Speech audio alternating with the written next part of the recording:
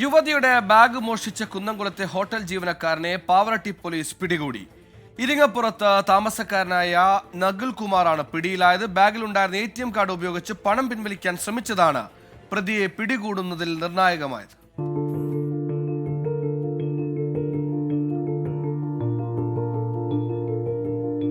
പൂമംഗലം നമ്പള്ളി വീട്ടിൽ അനൂപിന്റെ ഭാര്യയുടെ ബാഗാണ് മോഷണം പോയത്. താമരപ്പള്ളിയിലെ ബന്ധുവീടിന്റെ മുൻവശത്ത് വച്ചിരുന്ന 2 മൊബൈൽ ഫോണും പണവും രേഖകളും അടങ്ങിയ ബാഗാണ് പ്രതി മോഷ്ടിച്ചത്.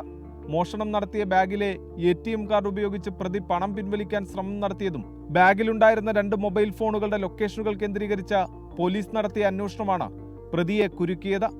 മോഷണത്തിന് ശേഷം ഒളിവിൽ പോയ പ്രതി കഴിഞ്ഞ ദിവസം കുന്നംകുളത്തെ ഹോട്ടലിൽ ജോലിക്കെത്തിയ വിവരമറിഞ്ഞാണ് പോലീസ് പ്രതിയെ പിടികൂടിയത്.